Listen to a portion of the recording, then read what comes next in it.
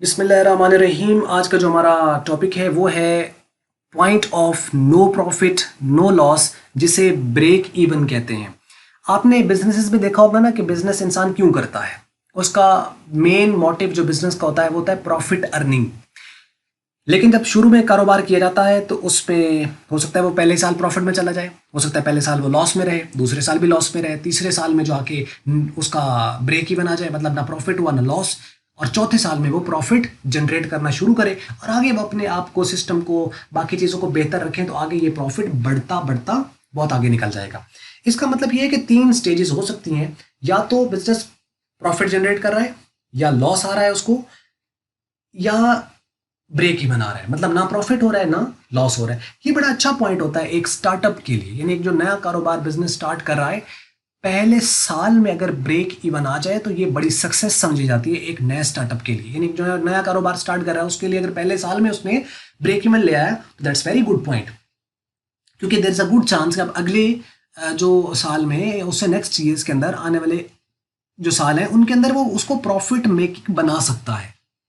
अब बहुत सारी चीज़ें उसके अंदर जो है वो फंक्शनलिटी परफॉर्म कर रही होती हैं, खाली एक चीज़ नहीं होती है। लेकिन यहाँ पर हम उस ब्रेक इवन को स्टडी करेंगे और उस लॉस और प्रॉफिट के गैप को भी देखेंगे with the help of the graph, और इसको हम ब्रेक इवन कैसे निकालते हैं, और ये इनके हम जो फंक्शंस है, कॉस्ट का फंक्शन, रेवेन्यू का फंक्शन, वो भी हम देखते हैं। अच्छा देखो, पहली बात तो आप ये देखो कि हम प्रॉफिट या लॉस निकालते कैसे हैं। क्या एसेट्स और लाइबिलिटी से निकालते हैं या रेवेन्यूज और एक्सपेंस से निकालते हैं? एसेट्स और लाइबिलिटी से तो प्रॉफिट लॉस वगैरह नहीं निकाला जाता, वो तो पोजीशन शो करते हैं।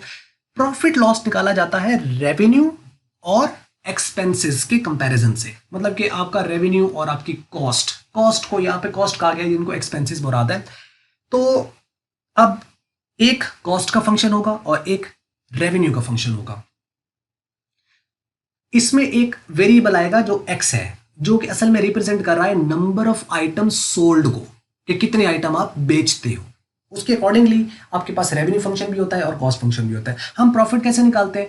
रेवेन्यू में से एक्सपेंस को माइनस करते हैं। अगर रेवेन्यू ज्यादा है तो प्रॉफिट हो रहा है, अगर आपके एक्सपेंस ज्यादा है, रेवेन्यू कम है, तो लॉस हो रहा है। और अगर रेवेन्यू और कॉस्ट यानी एक्सपेंस बराबर है, इक्वल है, तो इसका मतलब ना तो प्रॉफिट हो रहा है ना लॉस हो रहा है। बेसिक चीज है। अगर आपको ये चीज समझ लग गई कि यानी ब्रेक इवन कहां पर होता है, जहां पे रेवेन्यू और कॉस्ट आपस में इक्वल हो जाती है, तो ना तो प्रॉफिट होगा या ना लॉस होगा। इससे हम समझ सकते हैं। अब इसके अंदर आपको होगा क्या, क्वेश्चन में वो आपको रेवेन्यू फंक्शन देगा, आपको कॉस्ट फंक्शन देगा, आपको कहेगा इसका ब्रेक इवन निकालो। और ब्रेक इवन निकालने के लिए असल में आपको पता है कि दोनों जब इक्वल हो जाते हैं, इसमें असल में हमें निकालना होता है कि वो कितने आइटम या कितने प्रोडक्ट बेचे कि उसका ब्रेक इवन आ जाए। क्योंकि प्रोडक्ट सेल होंगे तो रेवेन्यू आएगा, रेवेन्यू आएगा तो उसी रेवेन्यू में से कॉस्ट निकालेगा। अगर वो उसको कवर अप कर गया उसका रेवेन्यू, तो इसका अंदर ब्रेक इवन आ गया। और अगर उसकी कॉस्ट भी कवर होगी और फिर भी उसके पास कुछ पैसे बच गए, इसका मतलब अब वो किस में चला गया, वो प्रॉफिट में चला गया, उसने प्रॉफिट मेकिंग कर लिया उसको। और अगर उसके रेवेन्यू उसकी कॉस्ट को कवर ना कर सके तो इसका मतलब कॉस्ट ज्यादा है, तो इसका मतलब उसको लॉस हो गया है। सीधी बात है। अब आइए इसको हम स्टार्ट करते हैं। वो कहता है point of no profit no loss is called break even point. It is a point at which total cost is equal to the total revenue of the business. Total जो cost है वो total revenue के equal, total के. For more clarity, let's take an example of it. अब देखें, इसने function दे रखे हैं दो, एक कॉस्ट फंक्शन है जो कि c is equal to x plus 300 है, और एक रेवेन्यू फंक्शन है जो कि r is equal to 2x है। अब इसमें जो x है ना, ये है उसके प्रोडक्ट या नंबर ऑफ आइटम सोल्ड, कि कितने बेचे।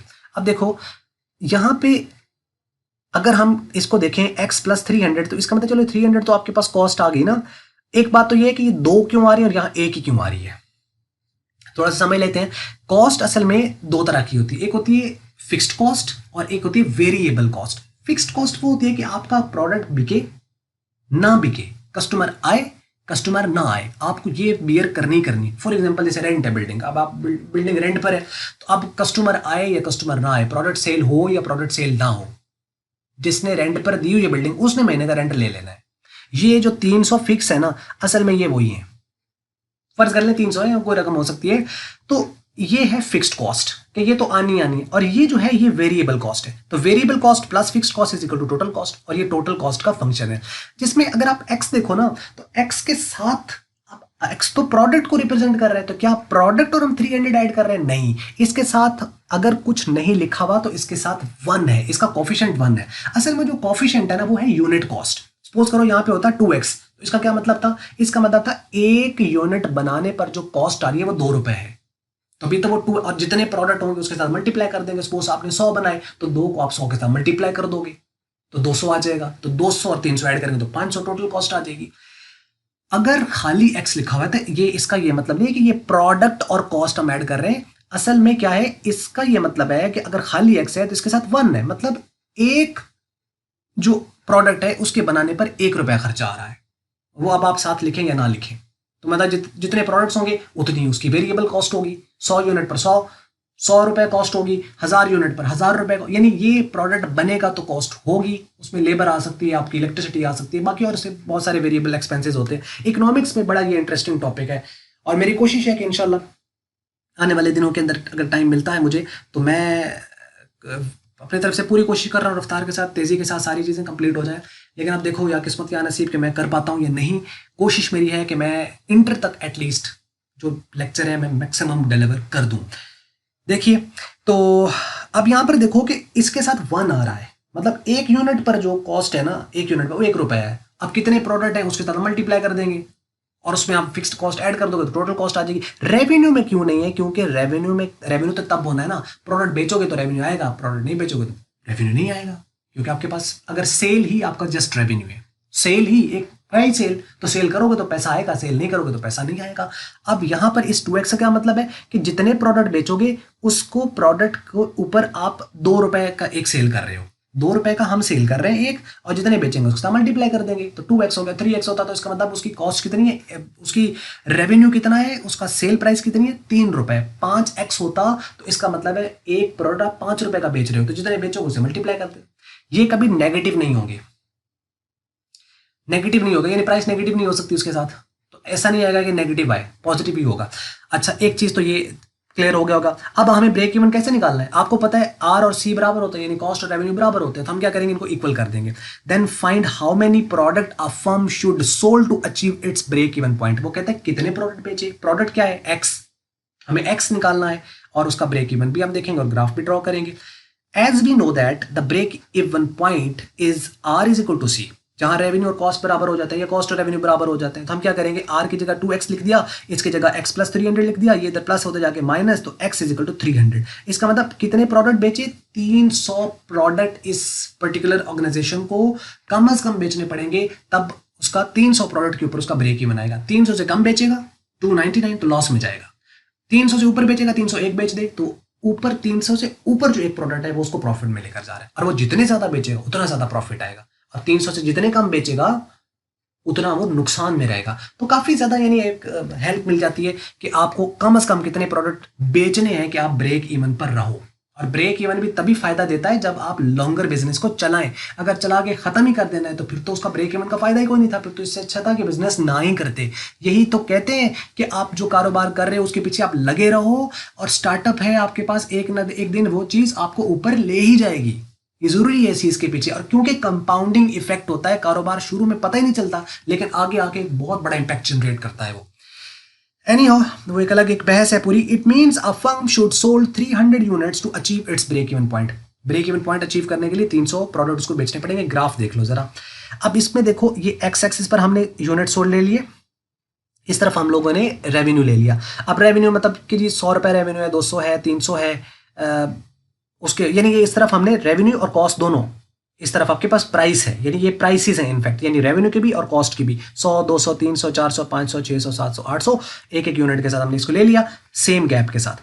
और इस तरफ आपने जो है वो प्रोडक्ट ले लिए कि 100 प्रोडक्ट, फिर 200, फिर 300, फिर 400 500 600 एंड 700 एंड सो ऑन, इस तरह चलते चले जाएंगे। अब हम लोगों ने इनके लाइंस को ड्रॉ करना है।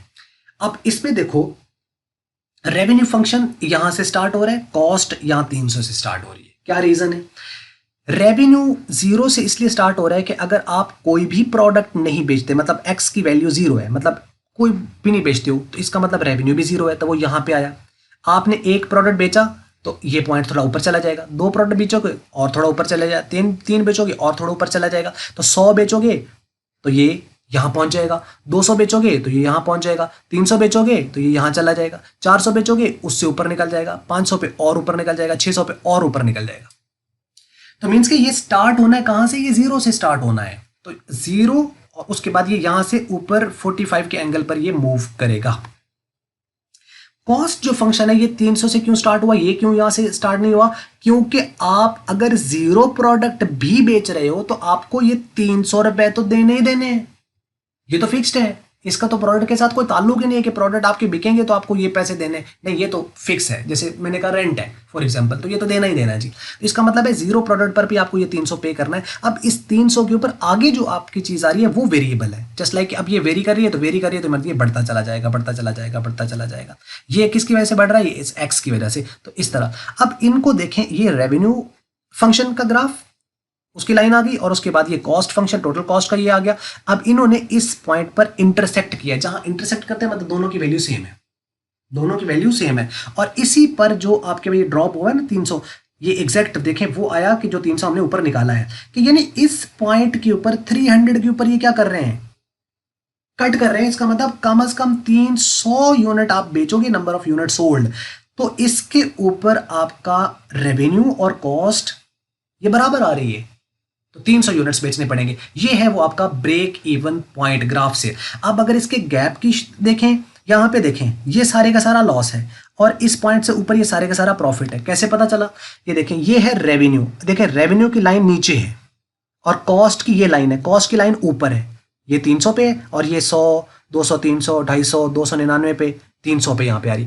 इसका मतलब ये है कि ये चूंकि रेवेन्यू कम है, नीचे लाइन है और कॉस्ट की लाइन ऊपर है, इसका अंदर ये जो इतने दरमियान में गैप आ रहा है ये सारे का सारा क्या है, लॉस। और देखिए शुरू में लॉस ज्यादा था, लेकिन जैसे जैसे प्रोडक्ट सेल होना शुरू हुए, गैप कम होता गया, लॉस कम होता गया, एक पॉइंट आया कि ये नो प्रॉफिट नो लॉस, यानी ब्रेक इवन पे आ गया। अब उसके बाद हमने आगे जब बेचा 301वां प्रोडक्ट, यानी 301 जब बेच दिए तो ये थोड़ा सा प्रॉफिट जनरेट करेगा, थोड़ा सा प्रॉफिट जनरेट करेगा, 2 रुपए ही होगा, क्योंकि एक प्रोडक्ट आप 2 का बेच रहे हो। अब जैसे जैसे आप ज्यादा बेचते जाओगे तो क्या होगा, अब यहाँ पे देखो रेवेन्यू ऊपर निकल गया, रेवेन्यू की लाइन ऊपर क्रॉस कर गई और कॉस्ट का जो लाइन थी वो नीचे रह गई। इसका मतलब यहाँ पे जो गैप ये जनरेट हो रहा है ये किसका है, ये प्रॉफिट का है। अब आपका प्रॉफिट ज्यादा हो गया, मीन्स के शुरू में आपके पास लॉस ज्यादा था, आहिस्ता आहिस्ता आहिस्ता आहिस्ता आहिस्ता कम होना शुरू हुआ और एक पॉइंट आया जहां पे नो प्रॉफिट नो लॉस, और उसके बाद गैप बढ़ना स्टार्ट हुआ और ये आगे चलता गया। क्या ये मुमकिन था स्टार्ट पर, ये विद द, अब ये हो सकता उसको अचीव करने में 1 साल लगे, 2 साल लगे, 3 साल लगे या 5 साल लगे। जो जितना जल्दी ब्रेक इवन अचीव कर लेता है मीन्स के दैट्स अ गुड पॉइंट। और उसके बाद ना सिर्फ ब्रेक इवन बल्कि उसको प्रॉफिट में लेके जाना। फिर बहुत सारी स्ट्रेटजीज और बहुत सारे टूल्स एंड टेक्निक्स एंड सारी चीज़ें जो लोग स्टडी करते हैं उसको प्रॉफिट मेकिंग करने के लिए, बहुत सारी companies loss making profit making में जाती हैं सिर्फ अपनी मैनेजमेंट और स्किल्स की बेस पर, अच्छी टीम की बेस पर, और बहुत सारे और भी फैक्टर्स हैं सारे के सारे। एंड तो वो है सारे। ओवरऑल आपको उम्मीद है ये समझ लग गया होगा, ये इसका ग्राफ भी और इसका ब्रेक इवन हम निकालते कैसे हैं, और इसमें एक्स से क्या मुराद है, और इसमें जो ये हम कांस्टेंट लेते हैं इससे क्या मुराद है, बाकी से क्या मुराद है, ओवरऑल समझ लगी होगी। तो बाकी अगर आप कोई राय देना चाहें, सजेस्ट करना चाहें तो ज़रूर कमेंट्स में लिखिए। और इसके अलावा बस यही था। अगर आपको मल्टीमीडिया की वीडियो अच्छी लगी इसको आप लाइक कर ले, शेयर कर ले दूसरों के साथ। अगर आपको अच्छी नहीं लगी इसको आप कर दें डिसलाइक, और वीडियो देखने का हमेशा की तरह बहुत शुक्रिया।